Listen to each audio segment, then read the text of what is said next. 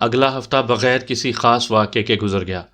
اس دوران ایک دفعہ لیزونا سے تفصیل سے بات ہوئی۔ اسے فارم ہاؤس والی بات بتائے بغیر میں نے اس کے ان خدشات کے بارے استفسار کیا جو اس نے سردار کی زبانی مجھ تک پہنچائے تھے۔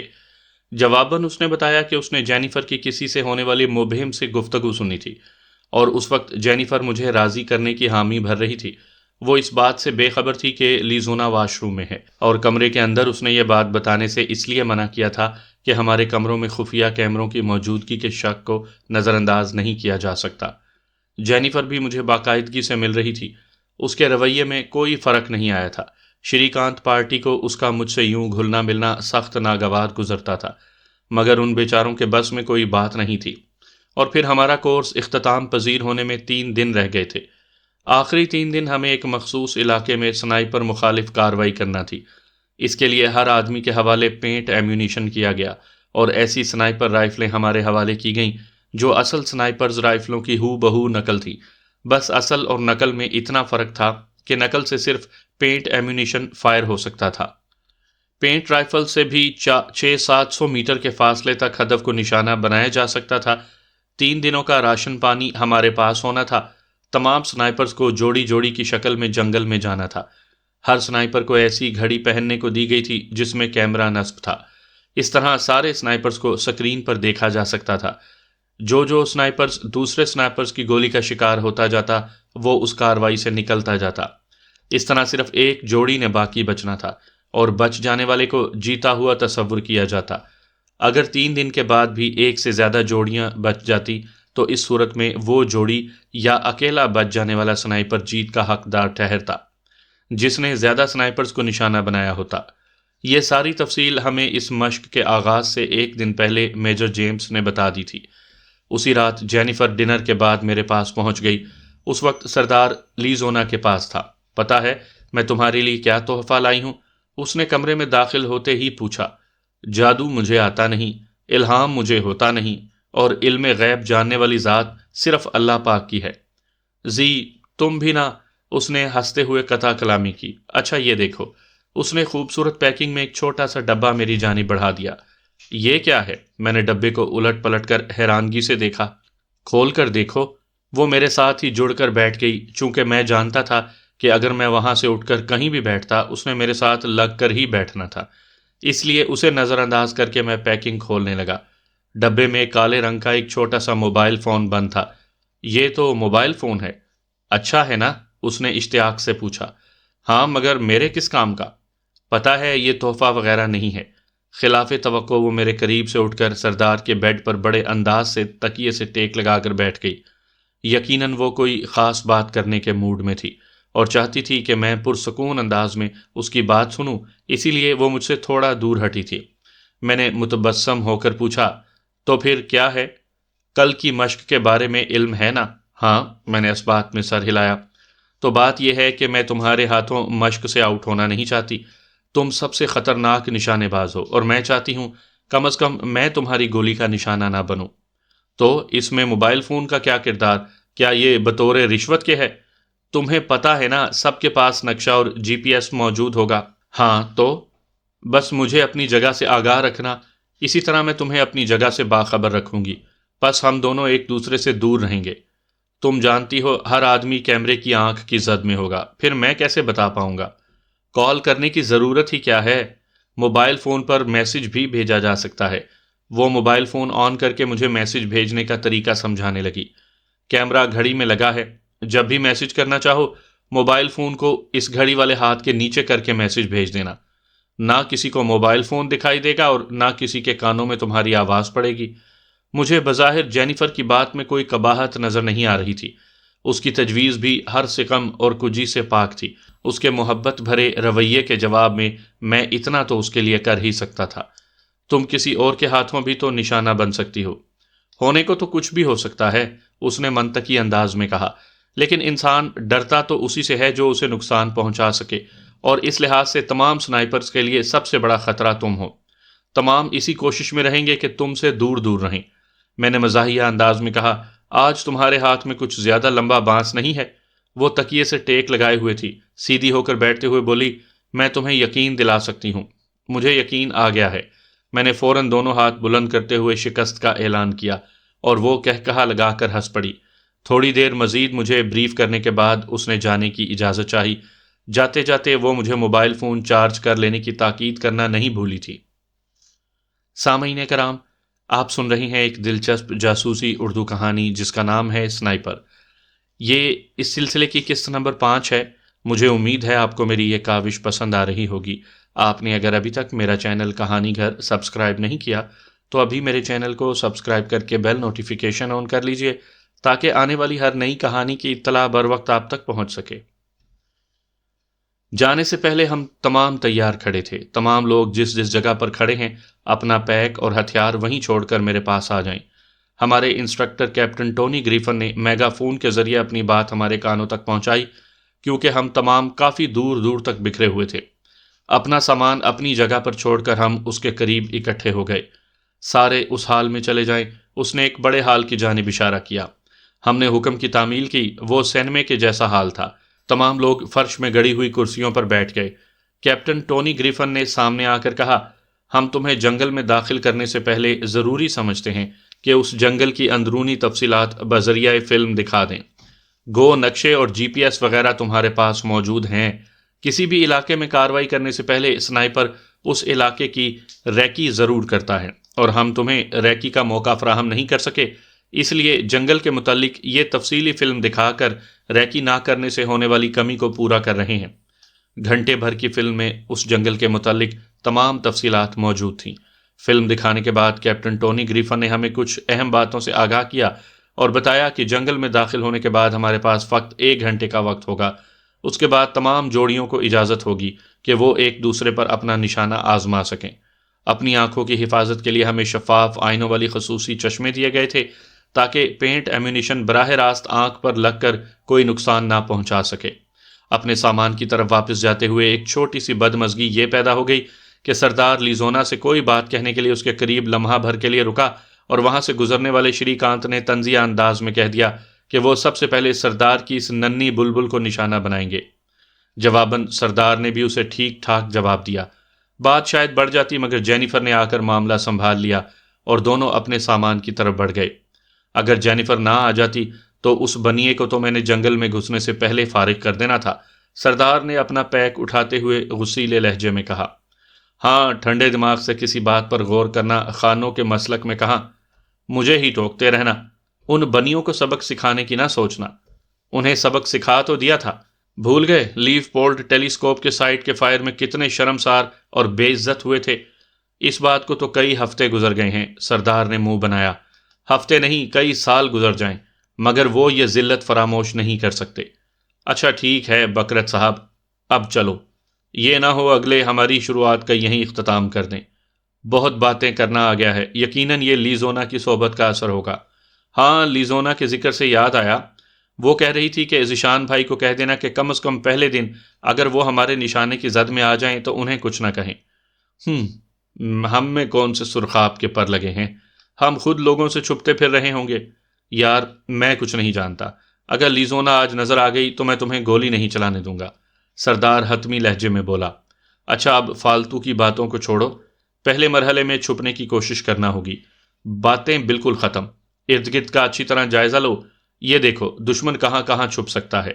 اوکے باس، سردار نے مزاحیہ انداز میں کہا اور ہم چاروں اطراف میں نظریں دوڑاتے ہوئے چلنے لگے۔ آدھے گھنٹے بعد ہی مجھے ایک مناسب جگہ دکھائی دے گئی تھی مگر میں سردار کے ساتھ آگے بڑھ رہا تھا۔ اس جگہ سے 100 میٹر دور جا کر میں سردار کے ساتھ ایک جھاڑی میں چھپ گیا۔ خوب اچھی طرح اطراف کا جائزہ لے کر میں نے سردار کو بتایا کہ ہمیں پیچھے مڑنا ہے۔ پہلے وہیں رک جاتے، اس نے سرگوشی کی، ہو سکتا ہے کوئی ہماری نگرانی کر رہا ہو، یہاں سے کرال کر کے جائیں گے۔ ہاں یہ ٹھیک ہے، سردار نے میری تائید کی اور ہم دونوں اونچی گھاس اور جھاڑیوں میں رینگتے ہوئے پیچھے ہٹنے لگے۔ تھوڑی دیر بعد ہم مطلوبہ جگہ پر پہنچ چکے تھے۔ گھنی جھاڑیوں کے بیچ گھنی شاخوں والا وہ درخت ایک سنائپر کے لیے بہت مناسب مچان بن سکتا ہے۔ گو ایسی آئیڈیل جگہ دوسروں کی نگاہ میں بہت جلد آ جاتی ہے مگر وہاں درخت اتنی کثرت سے تھے کہ اس درخت کا نمایاں ہونا آسان نہیں تھا۔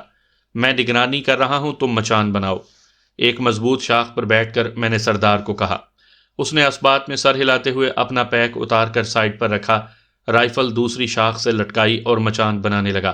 جبکہ میں چوکنا ہو کر اطراف کا جائزہ لینے لگا۔ مچان کی تکمیل کے ساتھ ہم دونوں اس میں لیٹ گئے۔ سردار نے پوچھا، اب کیا 3 دن یہیں گزاریں گے؟ میں نے جواب دیا، نہیں، بس آج کا دن۔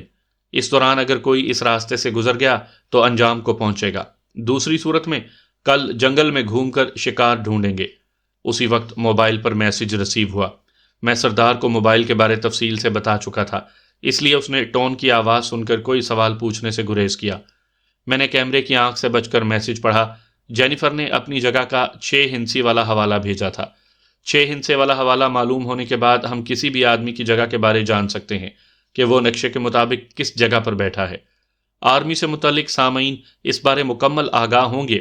دوسروں کو سمجھانے کے لیے یہ مجمل بات ہی کافی ہے، ورنہ تفصیل بتانے کی صورت میں تو شاید اصل کہانی درمیان ہی میں رہ جائے اور ہم نقشہ بینی سیکھنے میں لگ جائیں گے۔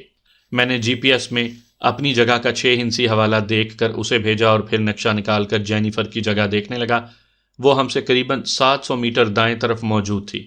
اچانک سردار نے سرگوشی بھرے لہجے میں کہا، ذیشان، ایک پارٹی اسی طرف آ رہی ہے۔ میں نے اس کی بتائی ہوئی سمت میں نگاہ دوڑائی۔ درختوں کی آڑ لے کر 2 آدمی ہماری جانب ہی بڑھتے آ رہے تھے۔ کیا خیال ہے، بسم اللہ پڑھیں؟ سردار نے مجھے دعوت دی۔ فاصلہ معلوم کرو۔ میں ٹیلیسکوپ سائٹ کے حفاظتی کور اتار کر شست باندھنے لگا۔ لیزر رینج فائنڈر سے فاصلہ معلوم کر کے سردار نے جواب دیا، 400 میٹر۔ ایلیویشن ناب گھما کر میں نے 400 کی رینج لگائی اور ان دونوں کے تھوڑا آگے پہنچنے کا انتظار کرنے لگا، کیونکہ آگے تھوڑی سی جگہ ایسی تھی کہ انہیں جھاڑیوں یا درختوں کی آڑ میسر نہیں آ سکتی تھی۔ وہ دونوں آگے پیچھے چلتے ہوئے جوں ہی خالی جگہ پر آئے، میں نے پیچھے والے کا نشانہ لے کر گولی داغ دی۔ ہٹ! آنکھوں سے دور بین لگائے سردار نے فوراً اعلان کیا۔ یقیناً پیچھے آنے والے کے منہ سے خود کو کوسنے کا کوئی فکرہ ادا ہوا ہوگا کہ آگے والا رک کر اس کی طرف متوجہ ہوا، اور جب تک آگے والے کی سمجھ میں کچھ آتا، میں نے رائفل دوبارہ کاک کر کے فائر کر دیا۔ دونوں کی چھاتیوں پر سرخ نشان ثبت ہو گیا تھا۔ احکامات کے مطابق انہوں نے اپنے پیک سے سفید رنگ کی قمیضیں نکال کر پہن لیں، اب انہیں کوئی نشانہ نہیں بنا سکتا تھا۔ اگلی دفعہ میری باری ہے، سردار نے کہا، اور میں نے اس بات میں سر ہلا دیا۔ اس وقت میری سماعت میں ہلکے ہلکے دھماکوں کی آواز آئی۔ یقیناً کوئی اور جوڑی مقابلے سے باہر ہو گئی تھی۔ سپہر کے قریب ہمیں بائیں جانب سے ایک جوڑی گزرتی دکھائی دی۔ میں نے سردار کو متوجہ کیا۔ اس نے جلدی سے لیٹ کر شست باندھی اور میں ان کا فاصلہ ناپنے لگا، مگر اس کے فائر کرنے سے پہلے فائر کی آواز ہمارے کانوں میں پہنچی۔ وہ دونوں کسی اور کی گولی کا نشانہ بن گئے تھے۔ دھت! سردار نے منہ بنایا۔ تمہاری قسمت محترم، میں نے کہا۔ اس کے بعد شام کے قریب ایک اور جوڑی دکھائی دی۔ دونوں سنائپر کہیں مچان بنانے کے فکر میں تھے۔ اس بار بھی سردار نے انہیں نشانہ بنانے کی کوشش کی، مگر سردار سے پہلے ہی وہ کسی دوسرے کا نشانہ بن گئے تھے۔ سردار زچ ہو کر بولا، کیا مصیبت ہے یار، اب تمہاری باری ختم، میں نے منہ بناتے ہوئے کہا۔ ٹھیک ہے، تم اپنا شوق پورا کر لو۔ سردار نے اپنی رائفل ایک طرف پھینک دی، مگر اس کے بعد کوئی اور نہ آیا اور اندھیرا چھا گیا۔ میں نے کہا، ایک آدمی کو جاگنا پڑے گا۔ ٹھیک ہے، تم سو جاؤ، سردار اطمینان سے بولا، اور میں رائفل کو چھاتی سے لگا کر لیٹ گیا۔ 1 بجے کے قریب سردار نے مجھے ہلایا۔ ٹھیک ہے خان صاحب، سو جاؤ۔ میں آنکھیں ملتا ہوا اٹھ بیٹھا۔ تھوڑی دیر کے بعد سردار کی بھاری سانسوں کی آواز سن رہا تھا۔ گھنٹہ ڈیڑھ بعد میں فطری تقاضا پورا کرنے کے لیے نیچے اترا۔ مچان سے تھوڑی دور ہوتے ہی مجھے 5-6 گز دور ہلکی ہلکی روشنی کی جھلک نظر آئی۔ کوئی آگ جلا کر کچھ پکانے کی تگ و دو میں تھا۔ میں نیچے اترنے کے مقصد کو مؤخر کرتے ہوئے جلدی جلدی درخت پر چڑھا۔ اپنے پیک سے نائٹ ویژن گوگل نکال کر آنکھوں پر لگائی اور رائفل اٹھا کر نیچے اتر آیا۔ سردار کو اٹھانے کی ضرورت میں نے محسوس نہیں کی تھی۔ اندھیرے کے باوجود میں نے احتیاط کا دامن ہاتھ سے نہیں چھوڑا اور درختوں کی آڑ لیتا ہوا اس جانب روانہ ہو گیا۔ آخری 100 میٹر کا فاصلہ میں نے کرالنگ کرتے ہوئے طے کیا تھا۔ 20-25 گز دور رک کر میں ان کی باتوں کی طرف دھیان دینے لگا۔ وہ شاید قہوہ یا چائے وغیرہ بنا چکے تھے۔ پشتو سے ملتے جلتے فارسی لب و لہجے سے میں نے فوراً پہچان لیا کہ وہ ایرانی سنائپر تھے۔ دونوں کا رخ دوسری جانب تھا۔ اتنے فاصلے سے مجھے شست لینے کی بھی ضرورت محسوس نہ ہوئی۔ نائٹ ویژن سائٹ اتارے بغیر میں نے پہلی گولی فائر کی۔ دھماکے کی آواز سن کر وہ اچھل پڑے تھے، مگر ان کی کسی حفاظتی تدبیر سے پہلے میں نے دوسری گولی بھی فائر کر دی تھی۔ گڈ یار، اب ہو کون، سامنے ہی آ جاؤ، گولی کی چوٹ کھاتے ہی ان میں سے ایک مزاحیہ انداز میں بولا، مگر میں اس کی بات کا جواب دیے بغیر پیچھے مڑا اور تیز قدموں سے وہاں سے رخصت ہو گیا۔ میں ان کے ساتھ بات چیت کر کے کوئی خطرہ مول نہیں لے سکتا تھا، کیونکہ گولی چلنے کے بعد اگر وہاں قریب کوئی دوسری پارٹی موجود ہوتی تو وہ مجھے نشانہ بنا سکتی تھی۔ وہ مجھے انگریزی میں مخاطب ہوا تھا، اس لیے مجھے سمجھنے میں کوئی مسئلہ نہیں ہوا تھا۔ ٹھیک ہے، نہ بتاؤ، اسی آدمی نے دوبارہ آواز دی۔ ویسے شکریہ، اب ہم جا کر آرام کر سکیں گے۔ واپسی پر سردار مجھے سوتا ہوا ملا، اور اس کی وجہ یقیناً یہ تھی کہ ایک تو اسے معلوم تھا کہ اس کا ساتھی جاگ رہا ہے، اور دوسرا یہ کہ کوئی اصلی جنگ نہیں تھی، ورنہ ایک سنائپر اتنی بے فکری سے نہیں سو سکتا۔ صبح کے قریب میں ایک بار پھر نیچے اترا اور نقشہ کھول کر ٹارچ کی روشنی میں جنگل میں موجود پانی کا مقام تلاش کرنے لگا۔ ٹارچ کی روشنی کو چھپانے کے لیے میں نے ایک چادر اوڑھ لی تھی۔ جھیل اس جگہ سے 5 کلومیٹر کے فاصلے پر تھی۔ ڈگری فاصلہ وغیرہ نوٹ کرنے کے بعد میں نے نقشہ لپیٹ کر پیک میں ڈالا اور مچان پر چڑھ کر سردار کو جگانے لگا۔ خان صاحب اٹھ جاؤ۔ اٹھ گیا یار، سردی سونے ہی کدھر دے رہی ہے۔ سردار جمائی لیتے ہوئے بیٹھ گیا۔ واقعی سردی کافی زیادہ تھی۔ اس کے باوجود کہ ہم نے گلی سوٹوں کے نیچے گرم لباس پہنے ہوئے تھے، پھر بھی سردی کی شدت میں کوئی خاصی کمی محسوس نہیں ہو رہی تھی۔ میں نے کہا حرکت کرنے کے لیے سب سے بہترین وقت یہی ہے، بس مجھے 10 منٹ درکار ہیں تیاری کے لیے، سردار نے کہا، اور میں نے اس بات میں سر ہلا دیا۔ تھوڑی دیر کے بعد ہم محتاط انداز میں جھیل کی جانب روانہ تھے۔ ایسی حالت میں بات چیت کرنا بالکل مناسب نہیں ہوتا، اس وجہ سے ہم دونوں کی زبان پر بھی تالے لگے تھے۔ ہم بدقت تمام 3 کلومیٹر چلے تھے کہ اچانک میرے کانوں میں ہلکی ہلکی باتوں کی آواز پڑی۔ اپنے قدم روکتے ہوئے میں نے تصدیق کرنا چاہی۔ سردار نے سوالیہ نظروں سے مجھے دیکھا، مگر پھر باتوں کی آواز اس کے کانوں تک بھی پہنچ گئی۔ ہم دونوں ایک دم لیٹ گئے۔ یہیں رکو، اسے کہہ کر میں رینگتا ہوا ایک درخت کے تنے کی آڑ لے کر اٹھ بیٹھا۔ ابھی تک سورج طلوع نہیں ہوا تھا مگر روشنی پھیل چکی تھی۔ وہ دونوں ہم سے 50 میٹر دور ہوں گے۔ دونوں اپنا سامان پیک کر رہے تھے، یقیناً انہوں نے رات وہیں گزاری تھی۔ میں بغیر وقت ضائع کیے 2 گولیاں فائر کر چکا۔ دونوں بڑی آسانی سے نشانہ بن گئے۔ میں جھک کر بھاگتا ہوا سردار کے نزدیک پہنچا اور ہم آگے روانہ ہو گئے۔ جھیل کے کنارے ایک مناسب درخت پر میں نے مچان بنائی اور وہیں بیٹھ گئے۔ ڈیوٹی کا نمبر سردار کا تھا۔ ہم بمشکل اوپر پہنچے ہی تھے کہ جینیفر کا پیغام آیا۔ وہ میری جگہ کے بارے پوچھ رہی تھی۔ میں نے GPS پر دیکھ کر اپنی جگہ کا 6 ہندسہ حوالہ دیا۔ جھٹ اس کا اگلا پیغام ملا، ہم بھی اسی جانب آ رہے ہیں، پہنچ کر اپنی جگہ کے بارے بتاتی ہوں۔ اوکے لکھ کر میں نے آنکھیں بند کر لیں۔ یوں بھی سردار نگرانی کر رہا تھا، اور پھر مجھے اونگ آ رہی تھی کہ موبائل فون پر پیغام کی ہلکی سی گھنٹی بجی۔ شاید وہ اپنی جگہ کے بارے میں بتا رہی تھی۔ ایک بار تو میرے جی میں پیغام کو نظر انداز کرنے کا خیال آیا، کیونکہ میں اٹھ کر بھی وہ پیغام پڑھ سکتا تھا، مگر پھر نہ چاہتے ہوئے بھی میں پیغام کھول کر پڑھنے لگا۔ پیغام پڑھتے ہی میری غنودگی غائب ہو گئی تھی۔ جینیفر نے لکھا تھا کہ اس نے شری کانت اور راجپال کو ہماری طرف جاتے دیکھا ہے۔ میں نے فوراً لکھا، تو نشانہ کیوں نہیں بنایا؟ اس کا شوخی بھرا پیغام موصول ہوا، میں ایسی حالت میں نہیں تھی کہ انہیں نشانہ بنا سکتی۔ میرا مطلب ہے جب تک میں پتلون پہنتی وہ درختوں کے جھنڈ میں غائب ہو گئے تھے۔ یوں بھی میں اپنا ہتھیار اپنے ساتھی کے پاس چھوڑ آئی تھی، اور وہ مجھ سے 50-60 میٹر دور تھا۔ کس جانب سے آ رہے ہیں؟ اس نے مختصراً لکھا، شمال۔ ٹھیک ہے، شکریہ، لکھ کر میں سردار کو مخاطب ہوا۔ خان صاحب ذرا ہوشیار رہنا۔ کیا ہوا؟ اس نے بےتابی سے پوچھا۔ شاید ہمارے پڑوسی اسی جانب آ رہے ہیں۔ میں نے اس کے کان میں سرگوشی کی اور اس بات میں سر ہلاتے ہوئے وہ چاروں طرف دیکھنے لگا، جبکہ میں دائیں جانب متوجہ رہا کہ وہی سمت شمال بھی تھی۔ وہ مجھے جلد ہی دکھائی دے گئے تھے۔ اگر جینیفر اطلاع نہ دیتی تو شاید وہ چھپ کر ہماری پوزیشن تک پہنچ جاتے، مگر سوال یہ تھا کہ انہیں ہماری جگہ کے بارے میں معلوم تھا یا وہ یوں ہی احتیاط سے حرکت کر رہے تھے۔ مؤخر الذکر سوچ مجھے صحیح لگی، کیونکہ ہمارے چھپنے کی جگہ کے بارے صرف جینیفر جانتی تھی، اور جینیفر سے یہ بعید تھا کہ وہ ایسا کچھ کرتی، بلکہ اس نے تو مجھے ان کے آنے کی اطلاع دی تھی۔ سردار، وہ دیکھو۔ میں نے سردار کو ان کی جانب متوجہ کیا۔ وہ دونوں قریباً 300 میٹر دور تھے۔ اب میری باری، سردار نے شست باندھتے ہوئے کہا، جبکہ میں ان کا درست فاصلہ اور ہلکی ہلکی چلنے والی ہوا کی رفتار ناپ کر سردار کو مدد دینے لگا۔ سنائپرز کا جوڑیوں کی شکل میں حرکت کرنے کا مقصد بھی یہی ہوتا ہے کہ دونوں میں سے ایک آدمی فائر کرتا ہے جبکہ دوسرا ہوا کی رفتار، درست فاصلہ وغیرہ ناپتا ہے۔ 420 میٹر۔ میں نے اسے فاصلے سے آگاہ کر کے ونڈ میٹر دیکھنے لگا۔ 2 کلومیٹر فی گھنٹہ۔ میں نے اسے ہوا کی رفتار بھی بتا دی۔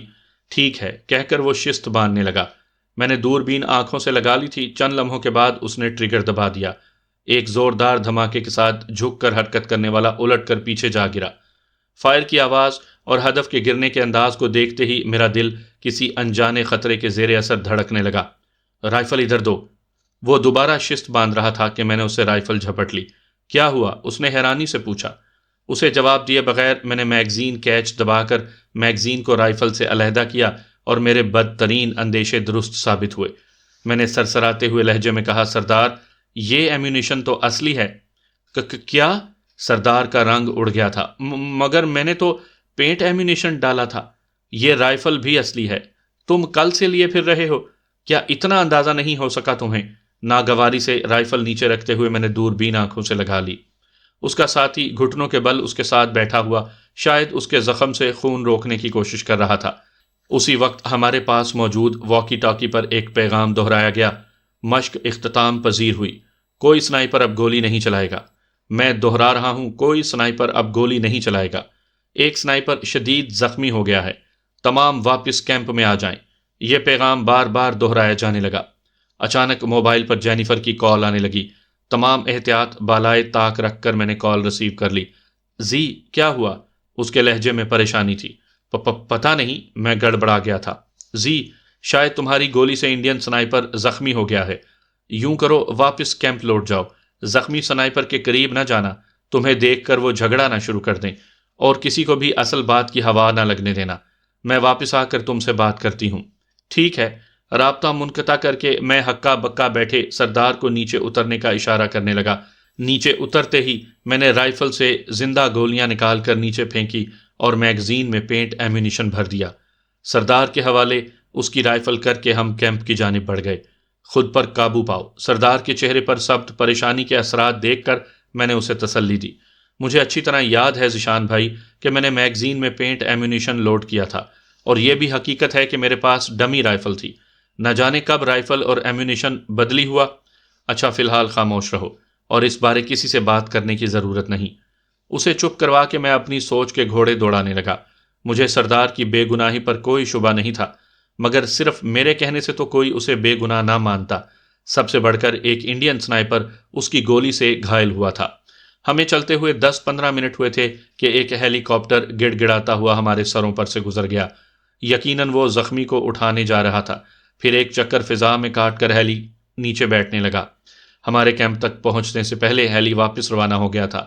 گھنٹے ڈیڑھ میں ہم اس جگہ پہنچ گئے تھے جہاں سے مشق کی شروعات ہوئی تھی۔ مشق سے باہر ہونے والے سنائپرز واپس کیمپ میں پہنچ چکے تھے۔ ہم فلم ہال میں بیٹھ کر باقی سنائپرز کا انتظار کرنے لگے۔ ہم سے پہلے بھی چند سنائپرز موجود تھے، وہ بھی مشق کے ایک دم ختم ہونے پر حیرانی کا اظہار کر رہے تھے۔ زخمی ہونے والے سنائپر کے متعلق بھی وہ قیافہ شناسی کر رہے تھے۔ لیزونا بھی وہاں موجود تھی۔ میں نے آہستہ سے سردار کو کہا، لیزونا کو کچھ نہ بتانا۔ لیزونا ہمیں دیکھتے ہی جلدی سے ہماری طرف بڑھی۔ شکر ہے تم لوگ ٹھیک ہو۔ ہم سے مصافحہ کرتے ہوئے وہ آہستہ سے بولی، ویسے پتہ چلا کون زخمی ہوا ہے؟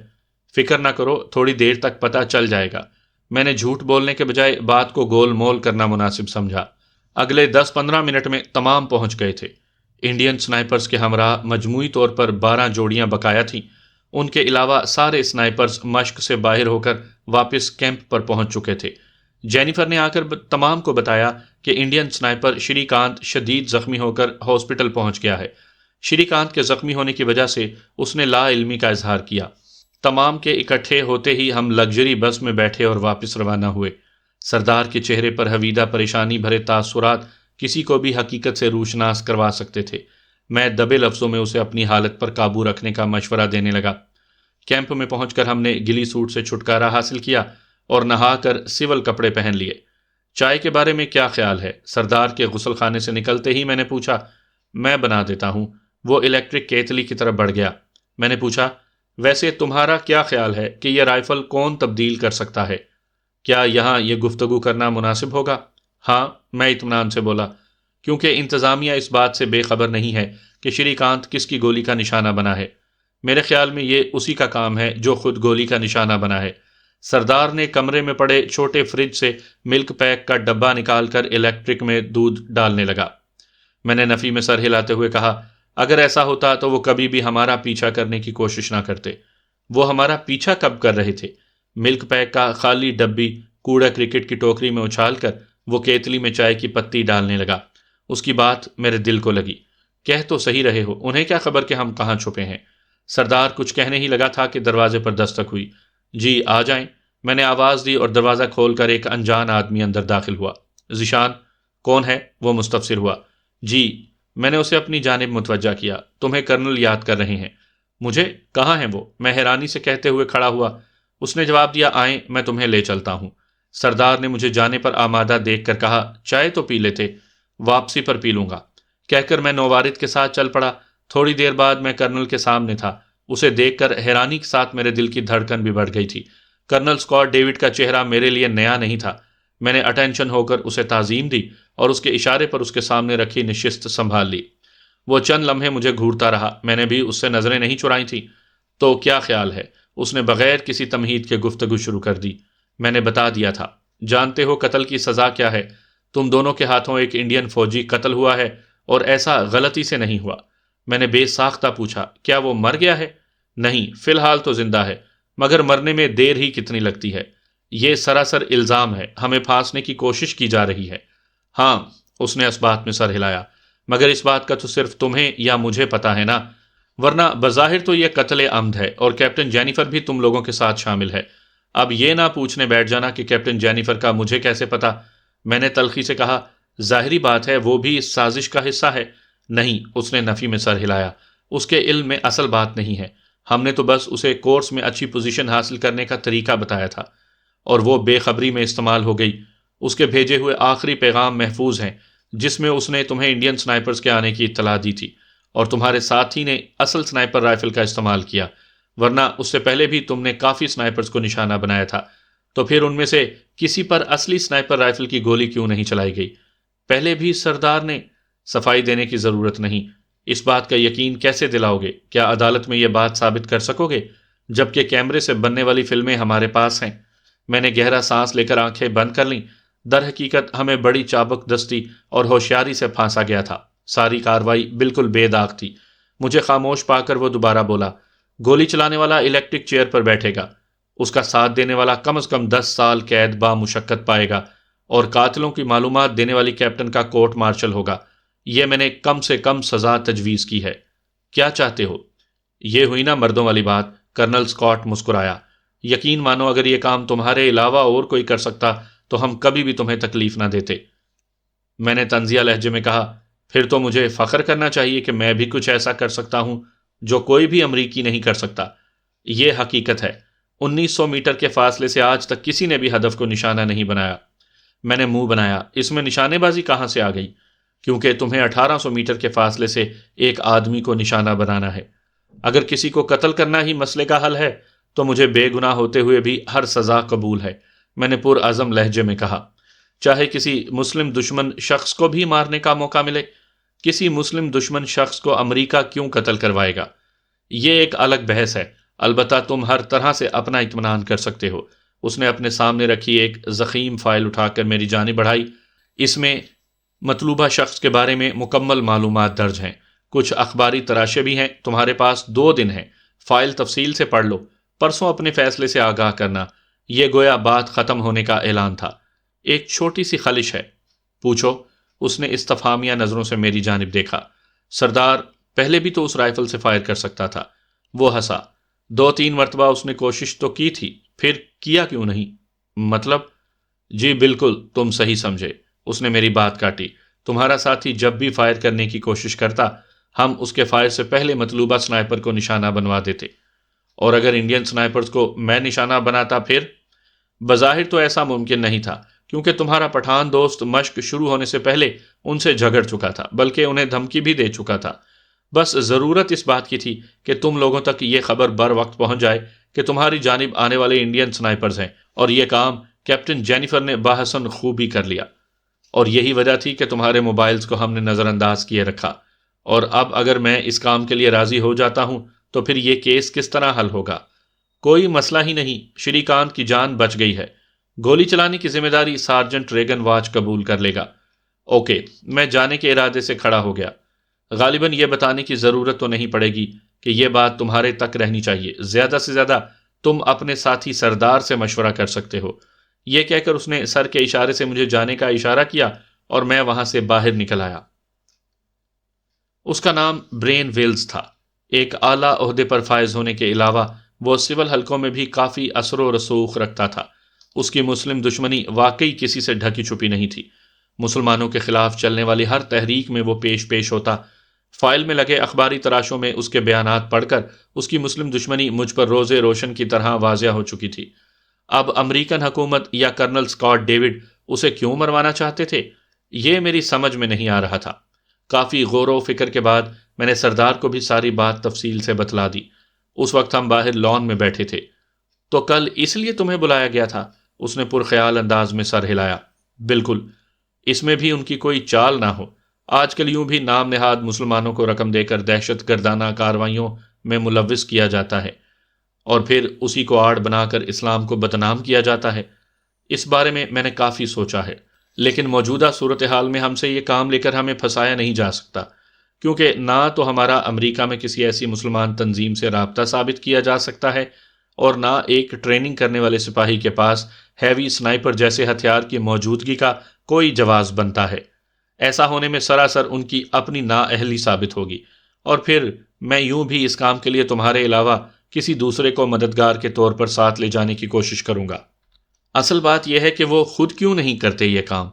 اس بارے کرنل اسکاٹ کا کہنا تھا کہ وہ 1800 میٹر دور سے ہدف کو نشانہ بنوانا چاہتے ہیں اور میرے علاوہ کوئی بھی اس فاصلے سے فائر کرنے کی اہلیت نہیں رکھتا۔ سامعین کی معلومات کے لیے بتاتا چلوں کہ اب NZO 20 mm giant sniper rifle ایجاد ہو چکی ہے، جس کی کارکردگی رینج 3500 میٹر ہے۔ البتہ کچھ ہتھیار شناس اسے صرف اینٹی میٹیریل رائفل کہتے ہیں۔ بظاہر تو اس کی بات بالکل ٹھیک ہے، سردار نے خیال ظاہر کیا۔ میں نے پوچھا، تو پھر کیا کروں؟ آمادگی ظاہر کر دوں؟ اگر لیزونا سے مشورہ کر لیں، وہ یوں بھی انٹیلیجنس سے متعلق ہے، اس معاملے میں بہتر رائے دے سکے گی۔ سردار کا مشورہ کافی بہتر تھا۔ کیا لیزونا کو رازدار بنانا ٹھیک ہوگا؟ کہیں وہ راز فاش نہ کر دے؟ جہاں تک میرا اندازہ ہے، لیزونا قابل اعتماد لڑکی ہے، وہ یقیناً ہمیں دھوکہ نہیں دے گی۔ بلکہ یاد کرو تو تمہیں جینیفر سے محتاط رہنے کا مشورہ اسی نے دیا تھا۔ ٹھیک ہے، رات کو ڈنر کے بعد تم اس کے کمرے میں چلے جانا، وہاں کافی وغیرہ پی کر تھوڑی دیر گپ شپ کرنا اور پھر ہوا خوری کے بہانے اسے یہاں لے آنا۔ لیکن یاد رہے، کسی بھی قسم کے نقصان کے ذمہ دار تم خود ہوگے۔ نقصان؟ اس کے لہجے میں حیرانی تھی۔ ہاں، نقصان، کیونکہ یقیناً ہمارے کرم فرماؤں کو لیزونا کا اس راز سے واقف ہونا پسند نہیں آئے گا۔ رہنے دو پھر، سردار دو ٹوک لہجے میں بولا۔ بڑی فکر ہے خان صاحب۔ نہیں یار، کسی بے گناہ کو خواہ مخواہ اپنے مسائل کا شریک بنانا کہاں کی عقل مندی ہے، اس نے سنجیدہ لہجے میں جواب دیا۔ درست کہا۔ یوں بھی کرنل اسکاٹ نے مجھے کسی بھی آدمی کو یہ بات بتانے سے منع کر دیا تھا۔ میں فوراً اس کے ساتھ متفق ہو گیا تھا۔ رات کا کھانا کھا کر سردار لیزونا کے ساتھ کافی پینے چلا گیا تھا۔ انہوں نے مجھے بھی دعوت دی، مگر میں نے اس کے ساتھ جانا مناسب نہ سمجھا۔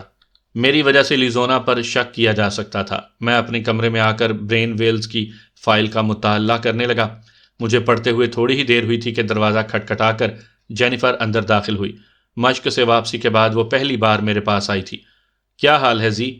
وہ بے تکلفی سے میرے ساتھ بیٹھ گئی۔ بہتر ہے، مختصراً کہہ کر میں مطالعے کی طرف متوجہ رہا۔ کیا پڑھ رہے ہو؟ میرے موڈ کو کسی خاطر میں نہ لاتے ہوئے اس نے میرے ہاتھ سے فائل لینے کی کوشش کی۔ میں فائل بند کر کے تکیے کے نیچے رکھتا ہوا بولا، کسی کے ذاتی کاغذات کو دیکھنے کی کوشش کرنا میرا خیال ہے مہذبانہ فعل نہیں۔ تمہارا موڈ کیوں بگڑا ہوا ہے؟ تم نہیں جانتی؟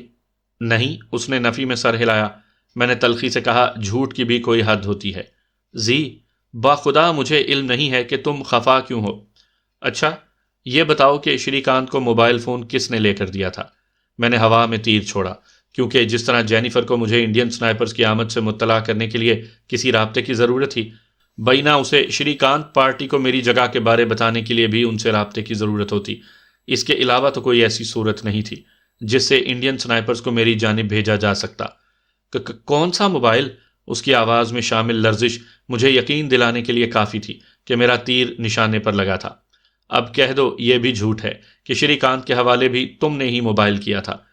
ٹھیک ہے، لیکن اسے بھی تو میں نے اسی لیے لے کر دیا تھا تاکہ میں اس کی گولی کا نشانہ بننے سے بچ جاؤں۔ اصل میں چاہتی تھی کہ تم لوگ آپس میں لڑتے رہو گے اور میں… بس کرو جینی، میں نے قطع کلامی کرتے ہوئے کہا۔ جھوٹ بولنے کے لیے لہجے میں اعتماد کا ہونا ضروری ہوتا ہے۔ میں مجبور تھی۔ مجھے بس یہ افسوس ہے کہ تم نے اپنے مقصد کے حصول کے لیے دوستی اور محبت کو ہتھیار بنایا۔ زی، میں تم سے سچ مچ محبت۔ براہ مہربانی میں مزید کچھ نہیں سننا چاہتا، تم تشریف لے جا سکتی ہو۔ میں نے ایک بار پھر اس کی بات پوری نہیں ہونے دی تھی۔ اس میں تمہارا کوئی نقصان نہیں تھا، سمجھے تم؟ وہ بھی ایک دم غصے میں آ گئی تھی۔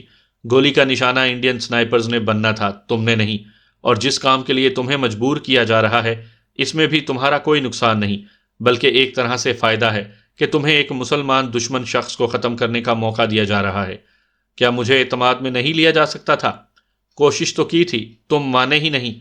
فارم والے قصے کو چھوڑو، میرا اشارہ مشق والے واقعے کی طرف ہے۔ اس نے افسردہ لہجے میں کہا، میں نہیں بتا سکتی تھی، اگر بتا دیتی تو میرا بہت زیادہ نقصان ہو جاتا۔ تو پھر محبت کا دعویٰ کس لیے؟ ٹھیک ہے، نہیں کرتی دعویٰ، میں تمہاری دشمن ہوں، مجھے تم سے نفرت ہے، مجھے تم ایک آنکھ نہیں بھاتے۔ اب خوش؟ وہ رندھے ہوئے لہجے میں کہتی ہوئی کھڑی ہو گئی۔ اس کی آنکھوں کے کٹورے پانی سے لبریز ہو گئے تھے، مگر اس سے پہلے کہ آنسو باہر آتے وہ رخ موڑ کر چل پڑی۔ میں نے اسے روکنے کی کوشش نہیں کی تھی۔ دروازے کے سامنے وہ ایک لمحے کے لیے رکی، اپنے ہاتھوں کی پشت سے آنکھوں کو ملا اور باہر نکل گئی۔ میں آنکھیں بند کر کے موجودہ صورتحال پر غور کرنے لگا۔ میں انکار کرنے کی حالت میں نہیں تھا۔ اس سے جہاں ہم دونوں سزا کے حقدار ٹھہرتے وہیں ملک کی بھی بدنامی ہوتی۔ ہم دونوں بری طرح پھنس چکے تھے۔ کرنل اسکاٹ کے لیے شری کانت کو ٹھکانے لگانا کوئی مشکل کام نہیں تھا، اور اس کی موت کا الزام لا محالہ ہم دونوں کے سر ہوتا کہ ہمارے خلاف ناقابل تردید ثبوت موجود تھے۔ برین ولز کو وہ جس وجہ سے بھی مروا رہے تھے یہ میرا درد سر نہیں تھا، مگر برین ولز کی مسلم دشمنی میں شبے کی کوئی گنجائش نہیں تھی، کیونکہ کرنل اسکاٹ نے میرے حوالے جو فائل کی تھی اس میں زیادہ تر حوالے مختلف اخبارات میں شائع ہونے والے برین ولز کے بیانات پر مشتمل تھے، اور ایک مسلم دشمن یہودی کو اپنی جان بچانے کے لیے کیفر کردار تک پہنچانے میں کوئی مذائقہ نہیں تھا۔ اگلے دن میں کرنل اسکاٹ کے سامنے بیٹھا اسے اپنا فیصلہ سنا رہا تھا۔ گڈ، مجھے تم سے اسی فیصلے کی توقع تھی۔ میرا اسبات سنتے ہی کرنل اسکاٹ خوش دلی سے مسکرا دیا۔ مجبوری ہے، میں پھیکی مسکراہٹ سے بولا۔ اچھا، میں فالتو باتوں میں وقت ضائع کرنے کے بجائے اصل مدعے پر آتا ہوں۔ تمہارے پاس قریباً ایک ہفتے کا وقت ہے، اس دوران تم روزانہ فائرنگ رینج پر جا کر مشق کر لیا کرو۔ اس ضمن میں ایک نئی ہیوی سنائپر تمہارے حوالے کر دی جائے گی۔ میں نے کہا، وہ پہلے والی ٹھیک ہے نا؟ نہیں، ہم وہ استعمال نہیں کر سکتے۔ فائر کے بعد رائفل وہیں پر چھوڑنا پڑے گی، اور اس رائفل پر آرمی کا نمبر کھدا ہوا ہے۔ تفتیش کا رخ فوراً ہماری جانب مڑ جائے گا اور ہمیں جواب دینا مشکل ہو جائے گا، اس لیے ہم تمہیں بالکل نئی رائفل دیں گے۔ یقیناً ایک ہفتے میں نئی رائفل کو اپنے موافق کرنا تمہارے لیے مشکل نہیں ہوگا۔ ویسے میری فائرنگ مشق پر دوسرے ممالک کے سنائپرز کو کوئی حیرانی یا شک وغیرہ نہیں ہوگا؟ تم یہاں سے جینیفر کے ساتھ سیر سپاٹے کے بہانے نکلو گے، کسی کو کیا معلوم کہ تم کہاں جا رہے ہو؟ ویسے مجھے حیرانی اس بات پر ہے کہ ایک آدمی کو مروانے کے لیے تم اتنے پاپڑ بیل رہے ہو، حالانکہ تم لوگ پورے کے پورے شہر صفائے ہستی سے مٹا کر بھی انسانیت کے خادم ہی رہتے ہو، اور تم لوگ بس کڑتے رہنا۔ اس نے کہا لگایا، بہرحال تمہاری اطلاع کے لیے عرض ہے کہ برین ولز کوئی عام آدمی نہیں، ایک امریکن شہری ہونے کے ساتھ بہت اثر و رسوخ اور پہنچ والا شخص ہے۔ وہ جس گاڑی میں سفر کرتا ہے وہ کئی کلوگرام بارود کا دھماکہ برداشت کرنے کی اہلیت رکھتی ہے۔ اس کے گرد ہر وقت درجن بھر اعلیٰ تربیت یافتہ کمانڈوز کا گھیرا ہوتا ہے۔ بلٹ پروف جیکٹ وہ صرف سوتے وقت اتارتا ہے۔ پانی کا ایک گلاس بھی بغیر طبی معائنے کے اسے پیش نہیں ہوتا۔ ایک 80 منزلہ عمارت کی آخری منزل میں اس کی رہائش ہے، جس کی ساری کھڑکیوں میں بلٹ پروف شیشے لگے ہیں۔ اس عمارت کی نچلی منازل میں حساس سرکاری دفاتر ہیں، اس لیے وہاں کسی غیر متعلقہ شخص کا گزر ممکن ہی نہیں، اور بالفرض کوئی اندر گھسنے میں کامیاب ہو بھی جائے تو برین ولز کی رہائش گاہ تک نہیں پہنچ سکتا، کہ وہاں صرف اس کے محافظوں ہی کا داخلہ ممکن ہے۔ کوئی اس کے محافظوں کا روپ دھار کر بھی اندر نہیں جا سکتا کہ داخلے کے وقت کمپیوٹر انگلیوں کے نشان، آنکھ کی پتلی کا معائنہ اور آواز کو پہچان کر ہی داخلے کی اجازت دیتا ہے۔ وہ ایک لمحے کے لیے رکا اور پھر گویا ہوا، یقیناً یہ سرسری معلومات ہی تمہیں یہ بتانے کے لیے کافی ہوگی کہ برین ولز کو ختم کرنا کتنا مشکل ہے، اور پھر سب سے بڑا مسئلہ یہ ہے کہ اسے ختم کرنے کے ساتھ ہم یہ بھی نہیں چاہتے کہ کوئی ہم پر شک کرے، اور تبھی یہ ممکن ہے جب تم ہماری مدد کرو۔ میں نے پوچھا، اور میں اسے کہاں سے نشانہ بناؤں گا؟ وقت آنے پر یہ بھی بتا دوں گا، فی الحال تم اپنی مشق پر توجہ دو۔ اس دوران تمام ممالک کے سنائپرز یہیں رہیں گے۔ ہاں، کیونکہ اکیلے تمہیں روکنے میں انہیں پتہ چل جائے گا کہ شری کانت کے زخمی ہونے میں تمہارا ہاتھ ہے، جبکہ تحقیقات کے بہانے سب کو روکنے پر کسی کو شک نہیں ہوگا۔ آخری بات، کیا میرے ساتھ جینیفر کا ہونا لازمی ہے؟ ایک تو اسے یہ سب کچھ معلوم ہے اور ہم نہیں چاہتے کہ زیادہ آدمیوں تک یہ بات پہنچے۔ دوسرا، اس کی اپنی یہ خواہش ہے۔ اس کے ساتھ ہی وہ امریکن شہری بھی ہے۔ جہاں پر کارروائی ہونی ہے اس علاقے سے وہ اچھی طرح واقف بھی ہے، اور سب سے بڑھ کر کہ وہ خود بھی بہت اچھی سنائپر ہے۔ مجھے اجازت دیں، میں کھڑا ہو گیا۔ ٹھیک ہے، لیکن یاد رکھنا، اس کام کو ہلکا نہ سمجھنا۔ تمہاری ناکامی کا مطلب یہ ہے کہ وہ مزید چوکنے ہو جائیں گے اور یہ مشکل کام ناممکن میں تبدیل ہو جائے گا۔ جب حامی بھر لی ہے تو دھوکہ نہیں دوں گا، البتہ 100% کامیابی کا دعویٰ کوئی بھی نہیں کر سکتا۔ اس نے متفق ہونے کے انداز میں سر ہلایا اور میں وہاں سے باہر نکل آیا۔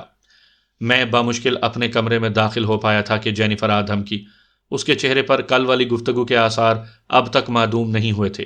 وہ اسپاٹ لہجے میں بولی، سر اسکاٹ کہہ رہی ہیں ہمیں وقت ضائع نہیں کرنا چاہیے۔ میں تیار ہوں۔ میرے لہجے میں بھی اجنبیت کوٹ کوٹ کر بھری ہوئی تھی۔ چلو پھر، اس نے کہا، اور ہم کمرے سے باہر نکل آئے۔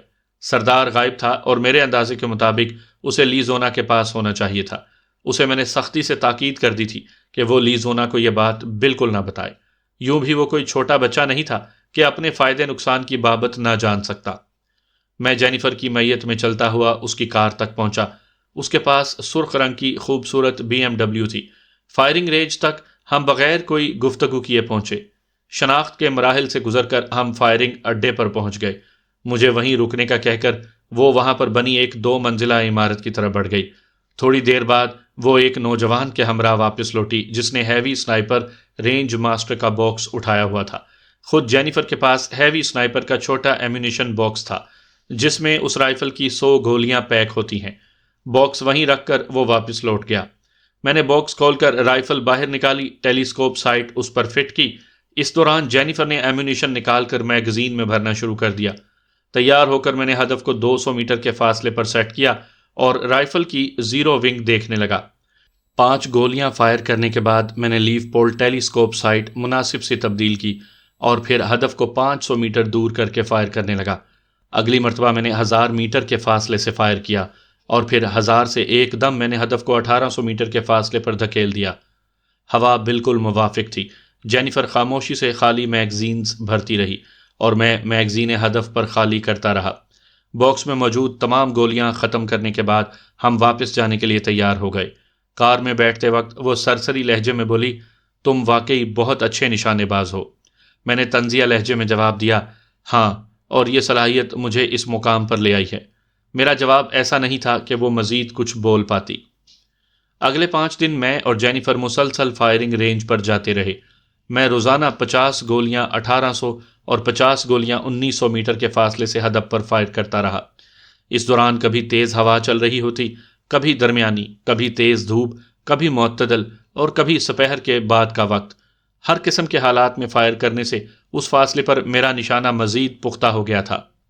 اتوار کے دن مجھے ایک مرتبہ پھر کرنل اسکاٹ کے سامنے پیش ہونا پڑا۔ جینیفر بھی میرے ہمراہ تھی۔ وہ بھی اکیلا نہیں تھا۔ فارم ہاؤس والی کرنل جولی روز ویلٹ اس کے ساتھ ہی بیٹھی تھی۔ رسمی کلمات کی ادائیگی کے بعد وہ براہ راست مقصد پر آ گیا۔ آج شام کو تم لوگوں نے نیو یارک جانا ہے۔ سنائپر رائفل پہلے ہی سے بھجوا دی گئی ہے۔ تم لوگوں نے جس ہوٹل میں ٹھہرنا ہے اس کے بارے جینیفر کو سب کچھ معلوم ہے۔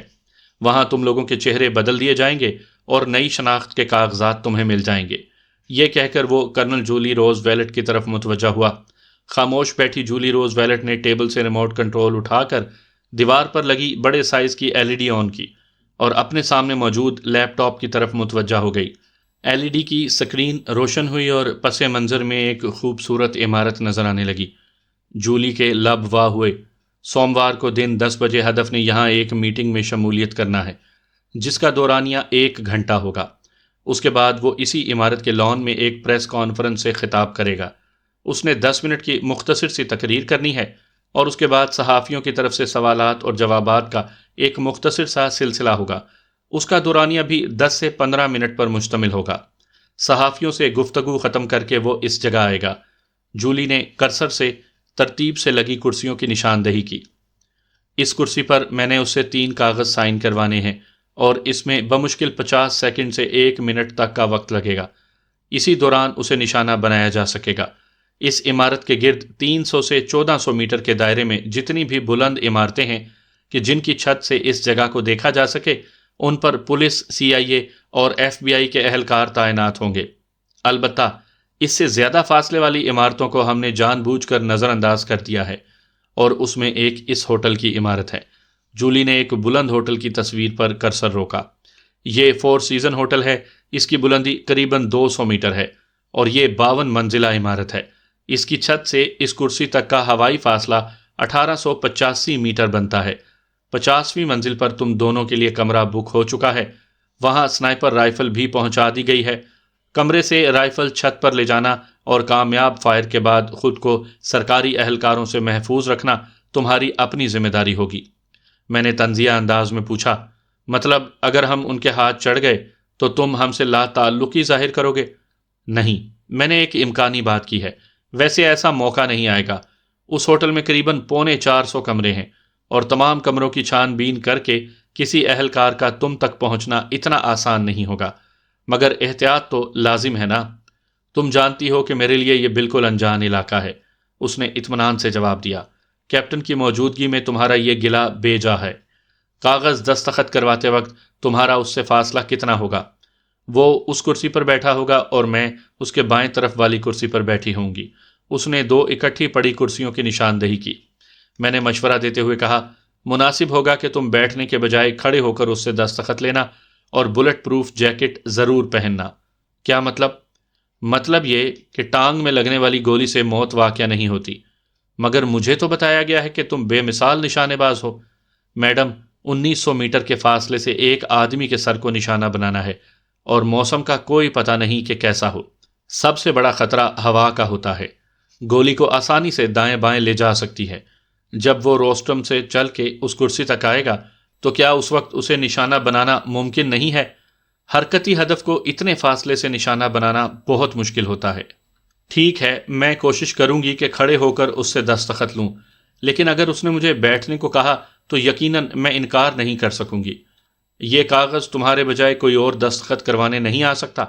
نہیں، اور اگر آ سکتا تب بھی میں خود ہی آتی، کہ دوسری صورت میں شک کی زد میں آ سکتی ہوں۔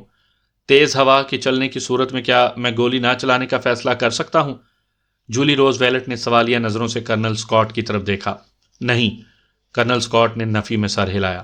یہ موقع بہت عرصے کے بعد ہاتھ آیا ہے اور ہم تم لوگوں کو مزید یہاں روک بھی تو نہیں سکتے نا۔ ٹھیک ہے، لیکن کوشش کرنا میڈم۔ ہوا اگر ہدف سے تمہاری طرف چل رہی ہو تو پھر بیٹھنے کے بجائے کھڑی ہونے کو ترجیح دینا۔ کوئی اور سوال؟ کرنل جولی اور ریز ویلٹ نے میری بات کا جواب دینے کی ضرورت محسوس نہیں کی تھی۔ شکریہ مدام، میں نے کہا، جبکہ جینیفر نے نفی میں سر ہلانے پر اکتفا کیا تھا۔ ٹھیک ہے، تمہارے پاس 1 گھنٹے کا وقت ہے۔ یہ ساری تفصیلات ایک بار پھر اس پریزنٹیشن میں دیکھ لو۔ 2 گھنٹے بعد تمہیں یہاں سے روانہ ہونا ہوگا۔ یہ کہہ کر کرنل سکاٹ کھڑا ہو گیا۔ کرنل جولی روز ویلٹ نے بھی اس کی تقلید کی تھی۔ ہم دونوں نے بھی اٹھ کر انہیں تعظیم دی۔ وہ لیپ ٹاپ کو آن چھوڑ کر چلے گئے تھے۔ ان کے جانے کے بعد جینیفر مجھے اس جگہ اور ارد گرد کی عمارتوں سے واقفیت دلوانے لگی۔ اس کی باتیں سن کر مجھے کرنل سکاٹ کی بات بالکل صحیح لگنے لگی تھی کہ اس مشن میں جینیفر سے اچھا ساتھی مجھے نہیں مل سکتا تھا۔ تمام پہلوؤں کا ایک بار پھر جائزہ لینے کے بعد ہم دونوں جانے کے لیے تیار تھے۔ میں نے کہا، میرا خیال ہے میں ایک بار پھر اپنے ساتھی سے مل لوں۔ ٹھیک ہے، تم ہو آؤ۔ جینیفر نے اس بات میں سر ہلا دیا۔ میں وہاں سے سیدھا اپنے کمرے میں آیا۔ سردار ٹی وی دیکھ رہا تھا۔ مجھے دیکھتے ہی شکوہ کنا ہوا۔ آج کل تو نظر ہی نہیں آتے ذیشان بھائی۔ میں نے ہنستے ہوئے کہا، تمہاری نظر لیزونا سے ہٹے تو ہم نظر آئے نا خان صاحب۔ کہہ سکتے ہو بھائی، اس نے منہ بنا کر کہا۔ اچھا، میں تمہیں الوداع کہنے آیا ہوں۔ کیا مطلب؟ اس نے حیرانی سے پوچھا۔ میں اور جینیفر بس کچھ دیر میں نیو یارک روانہ ہو جائیں گے۔ مجھے بھی ساتھ لے چلتے۔ ہم کوئی سیر سپاٹے کے لیے نہیں جا رہے، اسی لیے تو کہہ رہا ہوں، وہ پرخلوص لہجے میں بولا۔ بس یار، دعا کرنا۔ میں نے اسے الوداعی معانقہ کیا اور پھر واپس مڑ گیا۔ جینیفر کی خوبصورت BMW کار میں بیٹھ کر ہم نیو جرسی سے نیو یارک روانہ ہو گئے۔ 2.25 گھنٹے میں ہم نیو یارک پہنچ چکے تھے۔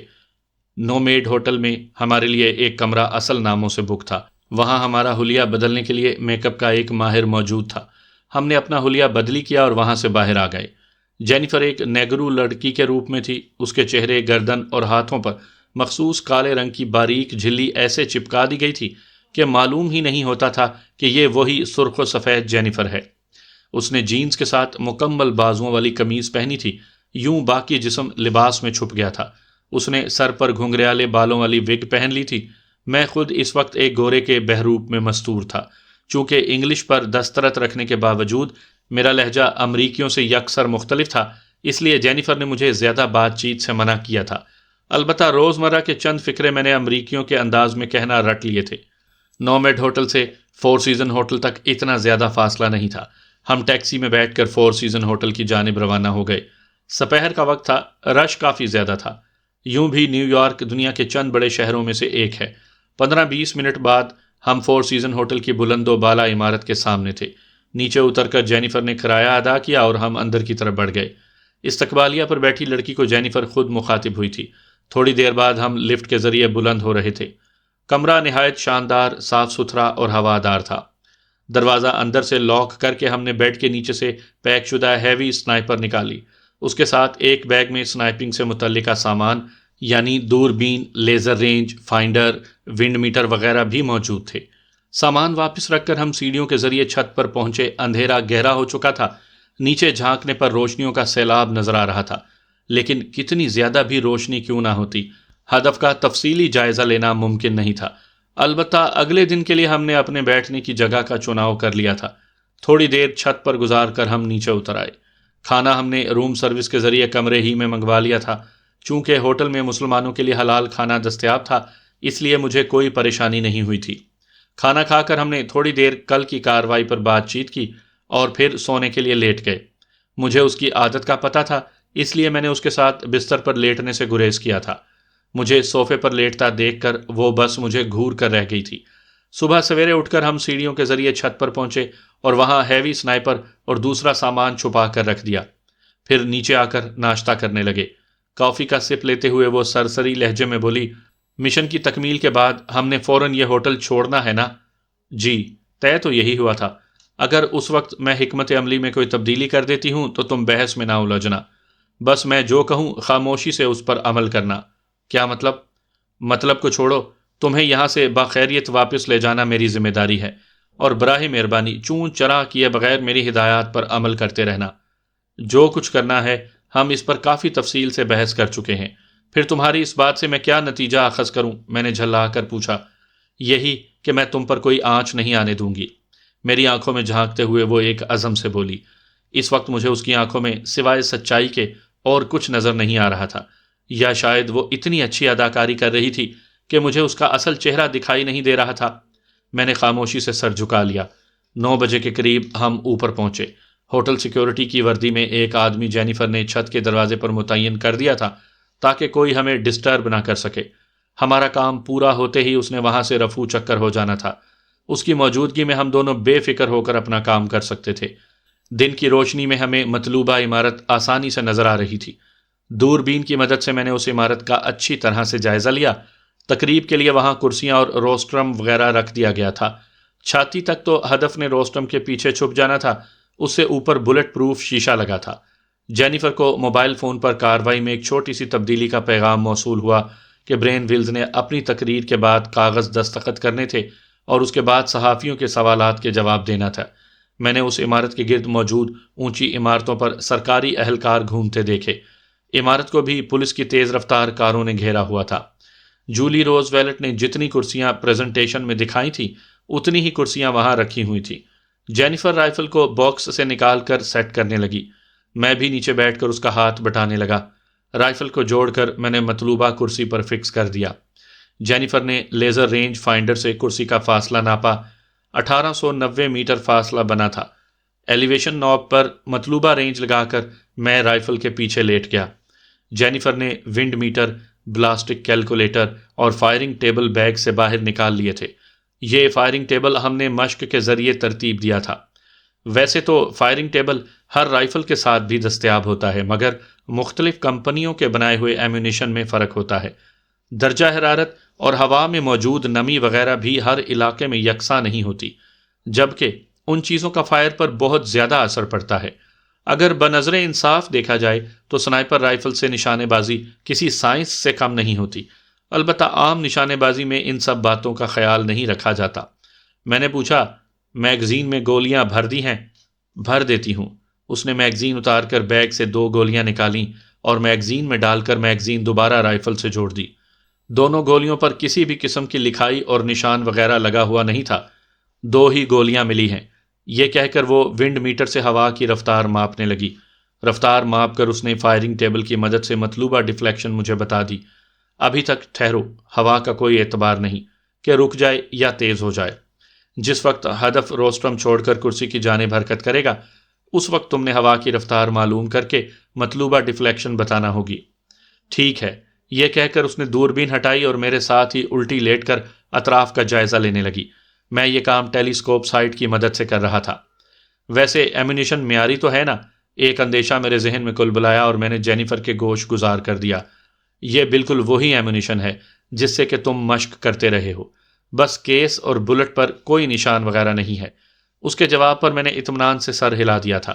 سامعین کی معلومات کے لیے میں بتاتا چلوں کہ ہر سنائپر رائفل کا ایمونیشن مختلف کمپنیاں بناتی ہیں اور ہر کمپنی کا ایک مخصوص گرین بارود کیس میں بھرتی ہیں۔ گرین گولی میں بارود کی مقدار ناپنے کا ایک پیمانہ ہے۔ انتظار کے لمحات طویل ہونے کے باوجود بیت جایا کرتے ہیں۔ آخر وہ وقت آ ہی گیا۔ برین ویلز اندرونی عمارت سے محافظوں کے نرغے میں برآمد ہوا اور سیدھا روسٹم کے پیچھے آ کر رک گیا۔ 2 محافظ اس کے دائیں بائیں اور 3 پیچھے کھڑے ہو گئے تھے۔ جینیفر مسلسل رنگ بدلتی ہوا کو ونڈ میٹر سے ماپ رہی تھی اور پھر جیسے ہی برین ویلز روسٹم کو چھوڑ کر کرسی پر بیٹھی کرنل جولی روز ویلٹ کی جانب بڑھا، جینیفر نے فوراً مطلوبہ ڈیفلیکشن معلوم کر کے سائٹ پر لگانے لگی۔ میں نے اعصاب کو پرسکون کر کے کرسی کا نشانہ سادھ لیا تھا۔ برین ویلز جوں ہی قریب پہنچا، کرنل جولی ریز ویلٹ کھڑی ہو گئی اور پھر شاید اس نے اسے بیٹھنے کو کہا تھا کہ وہ اس کے سامنے فائل دھرتی ہوئی بیٹھ گئی تھی۔ ہوا نارمل رہی تھی، لیکن پھر بھی کرنل جولی روز ویلٹ کے دل میں خوف کی موجودگی یقینی تھی۔ اسے معلوم تھا کہ جو شخص اس کے اتنے قریب بیٹھا ہے اس نے گولی کا نشانہ بننا ہے، اور نشانے بازی کی ہلکی سی غلطی سے وہ گولی برین ویلز کے بجائے اس کے سر میں پیوست ہو سکتی تھی۔ گہرا سانس لے کر میں نے نشانہ سادھ لیا۔ جینیفر نے بھی آنکھوں سے دوربین لگاتے ہوئے مجھے دھیمے لفظوں میں تسلی دینا شروع کر دی تھی۔ زی، تم یہ کر سکتے ہو، تمہارے لیے یہ بالکل مشکل نہیں۔ اطمینان سے ٹریگر دبانا کہ ہمارے پاس بس ایک ہی گولی فائر کرنے کا موقع ہے۔ ہلکی ہوا دائیں سے بائیں چل رہی تھی۔ جینیفر کے ڈیفلیکشن لگانے کے بعد ہوا کی رفتار میں تھوڑا سا اضافہ ہوا تھا، لیکن اب حساب کتاب کا وقت گزر چکا تھا۔ کرنل جولی روز ویلٹ بھی برین ویلز کے دائیں جانب بیٹھی تھی۔ ہوا کی رفتار میں اضافہ جینیفر نے بھی محسوس کر لیا تھا، اور یہ بات مجھے بتانے میں اس نے دیر نہیں لگائی تھی۔ زی، ہوا میں تھوڑی تیزی آ گئی ہے۔ مگر میں نے اس کی بات کا جواب دیے بغیر اپنی شست تھوڑی سی دائیں طرف کر دی۔ یہ اندازہ ہر سنائپر کے ذاتی تجربے کی مرہون منت ہوتا ہے۔ اس بارے نہ تو کوئی استاد سکھا سکتا ہے اور نہ کسی کتاب میں یہ اندازہ درج ہوتا ہے، اور یہی اندازہ ایک عام نشانے باز اور اچھے نشانے باز میں تمیز کی وجہ بنتا ہے۔ ہدف کے سر جھکا کر دستخط کرنے تک میں منتظر رہا۔ جو ہی اس نے فائل بند کر کے کرنل جولی روز ویلٹ کی سمت بڑھائی، اس وقت سیکنڈ بھر کے لیے میں ساکت ہوا۔ میں نے سانس روکتے ہوئے ایک دم ٹریگر کھینچ لیا۔ ہلکے سے دھماکے کے ساتھ گولی مزل سے نکلی۔ میرے کندھے کو جانے پہچانے جھٹکے کا دباؤ محسوس ہوا، اور اس کے ساتھ جینیفر بچوں کی طرح کلکاری مارتے ہوئے مجھ سے لپٹ گئی۔ آئی لو یو زی، وہ وارفتگی سے بولی۔ تم نے کر دکھایا۔ ٹیلیسکوپ سائٹ میں مجھے وہاں بھگدڑ مچتی ہوئی نظر آ رہی تھی۔ اٹھو، میرے چہرے کو اپنے ہونٹوں کا نشانہ بنا کر وہ کھڑے ہوتے ہوئے بولی۔ میں فوراً کھڑا ہو گیا۔ رائفل اور دوسرا سامان اٹھا کر ہم فوراً نیچے کی طرف بھاگے۔ چھت کے قریب پہلا کمرہ خالی تھا۔ اسے ماسٹر کی سے کھول کر ہم اندر داخل ہوئے۔ رائفل اور دوسرے سامان کو بیڈ کے نیچے دھکیل کر ہم سرعت سے باہر نکلے۔ سیکیورٹی گارڈ کی وردی میں ملبوس ہمارا ساتھی فائر ہوتے ہی غائب ہو گیا تھا۔ لفٹ کا انتظار کرنے کے بجائے ہم سیڑھیوں کے ذریعے نیچے اترنے لگے۔ منصوبے کے مطابق ہمیں 3-4 منزل نیچے اتر کر لفٹ پکڑنا تھی۔ 48ویں منزل پر ہمیں لفٹ خالی مل گئی۔ پہلی منزل کے بجائے جینیفر نے 5ویں منزل کا بٹن دبا دیا۔ میں نے پوچھا، ہم نے تو نیچے اترنا تھا۔ زی، بالکل خاموش رہو، جینیفر نے آہستہ سے مجھے جھڑکا۔ تیز رفتار لفٹ نے ہمیں جلد ہی 5ویں منزل پر پہنچا دیا تھا۔ مجھے ساتھ لے کر وہ ایک مخصوص کمرے میں گھس گئی۔ اندر گھستے ہی اس نے فوراً وگ اتاری، چہرے پر چڑھا ماسک اتارا اور اصلی شکل میں آ گئی۔ ہاتھ پر چڑھے باریک کالے دستانے اتار کر اس نے میری پرواہ کیے بغیر اپنی جینز کی پتلون بھی اتار دی تھی۔ نیچے اس نے باریک انڈر ویئر پہنا ہوا تھا۔ میں نے فوراً اپنا رخ دوسری جانب موڑ لیا۔ چند لمحے بعد اس کی آواز آئی، اب تم میری جانب دیکھ سکتے ہو۔ وہ کالی رنگ کی چست پتلون اور سفید رنگ کی شرٹ پہن چکی تھی۔ اس کے اوپر ایک کالے ہی رنگ کا کوٹ پہن کر وہ میری جانب متوجہ ہو گئی۔ اس نے میرا ماسک اتارا اور وہاں پر موجود بیگ سے ایک دوسرا ماسک نکال کر مجھے پہنانے لگی۔ میرے اسکن کلر کے دستانے اتار کر اس نے مجھے دوسرے دستانے پہنا دیے اور ایک دوسرا لباس نکال کر اس نے مجھے لباس بدلنے کو کہا۔ اسی وقت دروازے پر ہلکی سی دستک ہوئی۔ مجھے سائڈ پر ہونے کا اشارہ کر کے اس نے آگے بڑھ کر دروازے میں لگے مخصوص سوراخ سے باہر جھانکا اور پھر مطمئن ہو کر دروازہ کھول دیا۔ اندر داخل ہونے والی شخصیت دیکھ کر مجھے حیرت کا جھٹکا لگا تھا، کیونکہ وہ بھی جینیفر ہی تھی، بالکل اسی حلیے میں جس میں اصل جینیفر کھڑی تھی۔ زی، اس کی باتوں پر عمل کرنا۔ میرے قریب ہو کر اس نے ایک بار پھر اپنے جذبات کا اظہار کیا اور صورت سے باہر نکل گئی۔ شاید تم لباس بدلی کر رہے تھے۔ اس کا لہجہ جینیفر سے بہت مماثلت تھا۔ میں نے اس بات میں سر ہلانے پر اکتفا کیا۔ یوں بھی میں کافی الجھ گیا تھا کہ وہ سارا ڈرامہ میری سمجھ میں نہیں آ رہا تھا۔ تم یہیں تبدیل کر لو، میں ڈریسنگ روم میں چلی جاتی ہوں۔ بیڈ پر رکھا ہوا بیگ اٹھا کر وہ ڈریسنگ روم کی طرف بڑھ گئی۔ میں نے بھی جلدی جلدی لباس تبدیل کیا۔ جب وہ ڈریسنگ روم سے نکلی تو اس کی شکل بالکل بدلی ہوئی تھی۔ جینیفر کے بال سنہری تھے جبکہ اس لڑکی کے بال کالے اور بالکل لڑکوں کے انداز میں ترشے ہوئے تھے۔ میرا لباس اور باقی کا سامان اس نے کالے رنگ کے بیگ میں منتقل کیا اور بیگ کندھے سے لٹکاتے ہوئے بولی، یہیں رکنا، کہیں جانے کی کوشش نہ کرنا۔ تم کہاں جا رہی ہو؟ میں یہ سامان ٹھکانے لگا دوں؟ میں نے پوچھا۔ واپس آؤ گی؟ نہیں، اس نے نفی میں سر ہلایا اور باہر نکل گئی۔ میں سر پکڑ کر بیٹھ گیا۔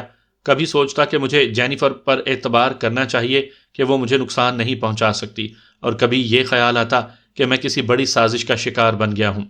کافی دیر تک میں شش و پنج میں مبتلا رہا اور آخر میں خود کو جینیفر کے رحم و کرم پر چھوڑنے کا فیصلہ کر لیا۔ جینیفر کو گئے ہوئے 2 گھنٹے ہونے والے تھے۔ اچانک دروازے پر زوردار دستک ہوئی۔ میں نے مخصوص سوراخ سے جھانک کر دیکھا۔ کالے رنگ کے سوٹ میں ملبوس 2 آدمی نظر آئے۔ میں نے دروازہ کھول دیا کہ اس کے علاوہ کوئی چارہ نہیں تھا، اور جینیفر نے بھی اس بارے کوئی ہدایت نہیں دی تھی۔ دروازہ کھلتے ہی وہ دونوں اندر داخل ہوئے اور آتے ساتھ مجھ سے نام پوچھا۔ اسٹیفن۔ میرے ذہن میں جو پہلا نام آیا میں نے اگل دیا۔ اس کا اگلا سوال شناختی کارڈ کے متعلق تھا، جس کا جواب میرے پاس نہیں تھا۔ مجھے خاموش پا کر ایک نے جیب میں ہاتھ ڈال کر پستول نکال کر مجھے حکم دیا، ہاتھ اوپر۔ ہاتھ اوپر کرتے ہوئے میرے دماغ میں سوچ ابھری کہ بس ابھی پھنس گیا ہوں۔ اسی وقت جینیفر 2 آدمیوں کے ساتھ نمودار ہوئی، جنہوں نے 3 آدمیوں کو ہتھکڑی لگا کر پکڑا ہوا تھا۔ کیپٹن، اس کے پاس شناختی کارڈ موجود نہیں ہے، گرفتار کر لو۔ جینیفر کی آنکھوں میں مجھے شناسائی کی ہلکی سی بھی جھلک نظر نہیں آئی تھی۔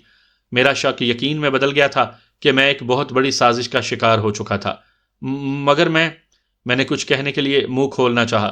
ہیڈ کوارٹر جا کر بات کرنا۔ میری بات سنے بغیر اس نے سختی سے میرے بازو پشت کی جانب موڑتے ہوئے ہتھکڑی لگا دی۔ جینیفر پیچھے مڑ کر باہر نکل گئی تھی۔ ہم چاروں کو دھکیلتے ہوئے وہ باہر لائے اور کالے شیشوں والی ایک ویگن میں بٹھا کر انہوں نے ہمارے سروں پر کالے رنگ کے نقاب چڑھائے اور اس کا دروازہ باہر سے تالا کر دیا۔ میں جینیفر اعتبار کر کے بری طرح پھنس چکا تھا۔ ویگن سٹارٹ ہو کر آگے بڑھ گئی۔ مجھے معلوم تھا کہ وہاں جاتے ہی جب میک اپ اترتا اور میرا اصل چہرہ سامنے آتا تو مجھے الیکٹرک چیئر پر بیٹھنے سے کوئی نہیں بچا سکتا تھا، اور اس کے ساتھ جو پاکستان اور مسلمانوں کی بدنامی ہونی تھی وہ ایک علیحدہ پریشانی تھی۔ میں نے بھی سوچ لیا تھا کہ ساری بات بغیر کوئی لگی لپٹی رکھے بتا دوں گا۔ اگر میں نے فوراً ہوٹل سے نکلنے کی کوشش کی ہوتی تو یقیناً بچ جاتا۔ ایک حسرت بھری سوچ میرے ذہن میں ابھری اور میں سر جھٹک کر رہ گیا۔ جو ہونا تھا وہ ہو چکا تھا۔ میں کئی بار جینیفر کے ہاتھوں دھوکہ کھا جانے کے باوجود ایک مرتبہ پھر اس پر اعتبار کر بیٹھا تھا۔ کہتے ہیں کہ مومن ایک سوراخ سے 2 مرتبہ نہیں ڈسا جا سکتا، لیکن میں نے تیسری مرتبہ اس سے دھوکہ کھایا تھا، اور اس کے بعد مزید یوں بھی گنجائش نہیں رہی تھی کہ اب میرے بچنے کا 1% بھی امکان نہیں رہا تھا۔ میں حقیقت بتا کر بھی اپنی جان نہیں بچا سکتا تھا، بلکہ یہ بھی ممکن تھا کہ کرنل اسکاٹ پارٹی مجھے حقیقت بتانے کے قابل ہی نہ چھوڑتے اور اس سے پہلے ہی میرا اگلے جہان کا ٹکٹ کٹوا دیتے۔ ویگن ایک جھٹکے سے رکی اور میں اذیت بھری سوچوں سے حال کی جانب پلٹا۔ اسٹیفن، باہر آؤ۔ میں گرفتار ہوتے وقت جو نقلی نام بتا چکا تھا اسی سے مجھے پکارا گیا۔ میں جھکے جھکے اٹھا۔ دروازے کے قریب کھڑے کسی آدمی نے مجھے بازوؤں سے پکڑ کر نیچے اترنے میں مدد دی، اور میرے نیچے اترتے ہی اس نے میرے ہاتھوں سے ہتھ کڑی کھول دی، لیکن اس نے میرے چہرے سے کالے رنگ کا کپڑا نہیں ہٹایا تھا۔ از خود میں نے بھی کپڑا اتارنے کی کوشش نہیں کی تھی۔ میرے کانوں میں ویگن کے آگے بڑھنے کی آواز آئی۔ اسی وقت کسی نے میرے سر سے نقاب کھینچا۔ میری آنکھوں کے سامنے جو پہلا منظر ابھرا وہ سنہری بالوں والی خوبصورت اور دلکش جینیفر کا تھا۔ وہ مسکرا رہی تھی، ہاتھ میں پکڑا نقاب اس نے دور پھینک دیا تھا۔ کالی ویگن دور جا رہی تھی۔ ہم اس وقت ایک ویران سے کوچے میں موجود تھے۔ یہ کیا ہے؟ میں ہکلایا۔ وہ شوخی سے بولی، کہا تھا نا اپنی جینی پر اعتبار کرو۔ یہ کہہ کر اس نے میرے چہرے سے ماسک نوچ کر پرے پھینکا اور وارفتگی سے لپٹ گئی۔ جینی؟ کیا مذاق ہے؟ کوئی دیکھے گا تو کیا کہے گا؟ اس نے کہا لگایا۔ یہ بھلا کیا بات ہوئی؟ کوئی دیکھے گا تو کیا کہے گا؟ جناب یہ پاکستان نہیں، نیو یارک ہے۔ پھر بھی میں نے نرمی سے خود کو اس کی گرفت سے چھڑاتے ہوئے پوچھا، بتاؤ نا معاملہ کیا ہے؟ چلو ہوٹل چل کر بتاتی ہوں۔ وہ میری حرکت کا برا منائے بغیر بولی۔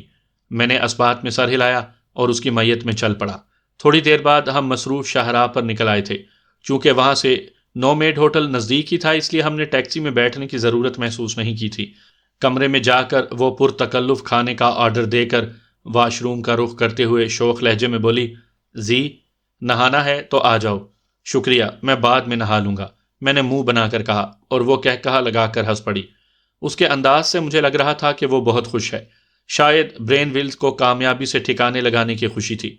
اس کے واش روم سے باہر نکلتے ہی میں اندر جانے لگا۔ وہ میرے قریب رک کر بولی، اندر نیا سوٹ لٹکا ہوا ہے، نہا کر پہن لینا۔ اور میں سر ہلا کر اندر گھس گیا۔ میرے نہا کر باہر آنے تک کھانا آ چکا تھا، میری وجہ سے اسے بھی حلال کھانا پڑ رہا تھا۔ اب پوچھو تمہارے ذہن میں کون سے سوالات آ رہے ہیں؟ وہ چھری کانٹا سنبھالتے ہوئے مستفسر ہوئی۔ ہم نے منصوبے کے مطابق کیوں کارروائی نہیں کی؟ کیونکہ میں تمہیں کھونا نہیں چاہتی تھی۔ کیا مطلب؟ میں نے حیرانی سے پوچھا۔ مطلب یہ ہے میری جان کہ جب تم نیچے ہوٹل پہنچ کر ہوٹل سے باہر نکلنے کی کوشش کرتے، اس وقت تک درجنوں سرکاری اہلکاروں نے وہاں پر پہنچ کر ہوٹل سے کسی کے بھی باہر جانے کو ناممکن بنا دیا تھا، اور جو لوگ بھی باہر جانے کی کوشش میں تھے وہ تمام اس وقت تفتیش کا سامنا کر رہے ہیں۔ میں نے تلخی سے پوچھا، کیا منصوبہ بناتے وقت یہ پہلو تم لوگوں کی نظر سے اوجھل تھا؟ نہیں، کرنل اسکاٹ اور کرنل جولی روز ویلٹ اس بات سے اچھی طرح واقف تھے، اس لیے انہوں نے حکم دے دیا تھا کہ اگر تم کامیابی سے فرار ہونے میں کامیاب نہیں ہو سکے تو تمہیں قتل کر دیا جائے گا۔ میں نے بظاہر تو حامی بھر لی، لیکن اس کے ساتھ تمہیں بچانے کا تہیہ بھی کر لیا تھا۔ میں نے خود CIA کے اہلکار کی صورت میں ہوٹل کی تلاشی لینا تھی، اور اسی صورت میں خود کو شک کے نرغے میں آنے سے بچا سکتی تھی۔ یہ بات کرنل اسکاٹ وغیرہ نے پہلے سے طے کر دی تھی کہ لیزا کو میرا ہم شکل بنا کر ہوٹل میں داخل کیا جائے گا، اور ہوٹل میں داخل ہو کر وہ اپنے اصل روپ میں آ جاتی اور میں اس کی جگہ لے لیتی۔ ہم دونوں نے چونکہ لفٹ سے نکلتے ہی علیحدہ علیحدہ ہو جانا تھا، اس لیے آگے تمہاری اپنی صوابدید تھی، مگر میں جانتی تھی کہ تمہارا بچ نکلنا مشکل ہو جائے گا، اس لیے میں نے منصوبے میں تھوڑی سی تبدیلی کر لی، اور دیکھ لو تمہیں مکھن سے بال کی طرح نکال کر لے آئی۔ مطلب کرنل اسکاٹ اور جولی نے مجھے دھوکے میں رکھا؟ وہ صاف گوئی سے بولی، سب سے پہلے ہر آدمی کی اپنی ترجیحات ہوتی ہیں۔ تم کل رات یا آج صبح کو بھی یہ سب کچھ بتا سکتی تھی۔ اگر فائر سے پہلے بتاتی تو شاید تم صحیح طریقے سے فائر نہ کر پاتے، اور اس کے بعد وقت ہی نہیں تھا بتانے کا۔ البتہ اس کے متعلق صبح ناشتے پر میں نے اشارہ کر دیا تھا۔ تم نے میرے لیے اتنی تگودو کیوں کی؟ میری آنکھوں میں جھانکتے ہوئے وہ افسردہ لہجے میں بولی، کیا تم نہیں جانتے؟ ویسے سچ کہوں تو میں تم پر اعتبار کر کے بہت پچھتا رہا تھا۔ جانتی ہوں، تم نے کبھی مجھے اعتبار کے قابل سمجھا ہی نہیں۔